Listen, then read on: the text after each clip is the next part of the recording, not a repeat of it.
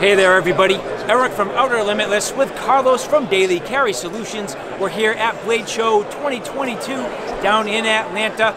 We are at the Reiff booth. Stu, what's up buddy? What's going on, brother? Hey. How are you? I'm fantastic. Hey, thank you for having us. I really appreciate it. You know, to kick this off, I want to say I've been watching you now for a couple of years. I've seen some little collaborations, things that you've been doing with other, maybe social media or other people that kind of give you some influence, help you out a little bit, give you some feedback. Now you've gone through a ton of iterations. You started early on, huge amount of 3D printing to make sure you got your designs right. Talk just a little bit about that process. Yeah, absolutely. So, I mean, when we were R&Ding these knives, the 3D printer was absolutely essential because, you know, we knew what steel we wanted.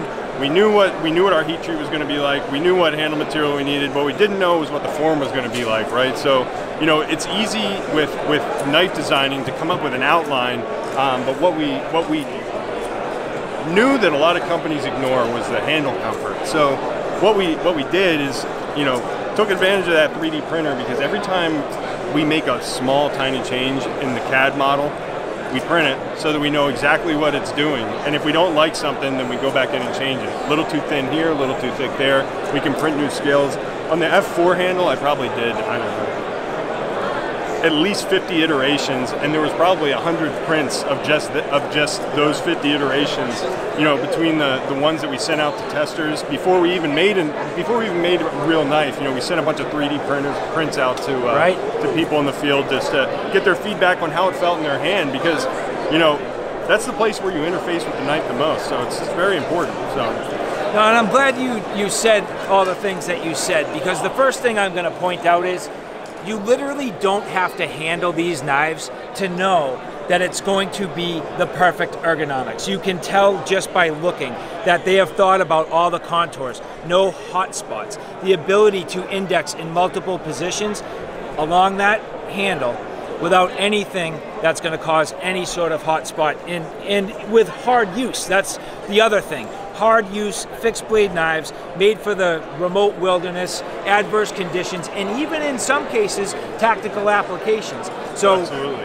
With this handle, I mean, you definitely nailed it, and you can see that all that hard work and that sort of R&D up front has made a huge difference. So talk to us about your model lines and go through them just so that people know kind of what you have here on the table. Yeah, absolutely. So we kicked off the company with our F-Series. So this is our F6. This particular knife has a 6-inch blade with a 5 1/4 inch handle. We have a 3/16 steel stock on there, CPM 3V at a 5860 Rockwell hardness. So that's our F6. This is really designed to be your all-around camp knife. Pretty much able to do any task. You know, a lot of times when you get a knife with a 6-inch blade, it's really blade heavy because guys are trying to make a small chopper. We didn't try to do that. The balance here is right over the index finger, and so, you know, it's able to do a lot, including chop, because you can choke back on this handle, you know, and you can really get some good power behind that. So that's the F6. And we'll move on to the F4. So the F4, this is our F4 bushcraft survival knife. So again, CPM 3V at 5860 Rockwell. This steel stock is a 5/32 seconds thick, so it's a little thinner. We have a high saber grind, so we get a long sharpening life, but we still have plenty of durability. You know, if you need to do some hard use tasks with it, like batoning through wood or anything like that. We have a longer handle on here than what you might traditionally find on a 4-inch blade, and the reason for that is these handles they're what people would call a Coke bottle shaped handle. So your palm swells at the front, and the reason for that is your longer fingers are at the front of the handle. So it just makes a lot of sense to have the palm swell forward rather than right in the middle of the knife. But at the same time, with that little bit of extra length, you can even choke back on this and use it to do some like cleanup on limbs if you need to, or do some light chopping. It also gives you more options for how you might want to hold the knife, as well as it leaves some extra length out the back if you need to use that for cracking nuts or hammering tent spikes or whatever you're going to use it for. And it's interesting that you say that, because I personally myself like to design with slightly longer handles. Yeah. And the additional thing that you get, if you can, and I would say should use this for light batoning. You're not gonna span a super wide log, but that helps you with a little bit of leverage. Right, get your hand out of the way. Get your hand out of the way. You're not gonna drag your knuckles down the wood. You're not gonna smash your knuckles in, and it helps you with that leverage to keep the knife nice and balanced as you work your way down through the log. So I'm always a big fan of a slightly longer handle, and I think you nailed it. Thank you very much. Really appreciate it. Good with gloves too. Yeah. So what are these little guys? So these aren't actually out on the market yet. But here, let me show you my personal favorite color combo here. So these are our F3 XCs. So about a 3-inch blade. We went a little under 3 inches, like 2.97 inches, because we wanted them to be a good EDC. So you know, you still have a very tough woods survival knife. Just at a very small scale, and able to carry around town whenever you want to, straight into the woods. So we're gonna be launching these in 2 variations. One's gonna be the XC, which is what we have here. The XC has a stouter tip than the DC. Okay. So extreme conditions, stouter tip, and a Cerakote. Nice. Now we grind the Cerakote off the spine so that we can still strike our ferro rod. Absolutely. With the matching hardware there, just looks real nice. And that's 1/8 inch.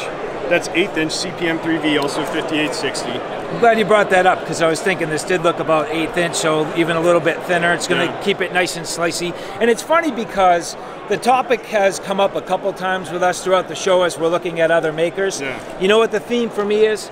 Nice front carry pocket fixed blade. I love it. There you go. Right. So is that one of your sheaths? Is this going to be something that's available?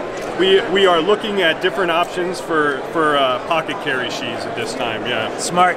Yeah. Smart. I love it. So we have belt carry sheaths, which are whatever. Yeah, they're here. So this was one of the first. This was one of the original examples of this. That's not Cerakoted. It's just stonewashed. Stonewashed tumbled finish. Yeah. Yeah. Because Beautiful. it was just.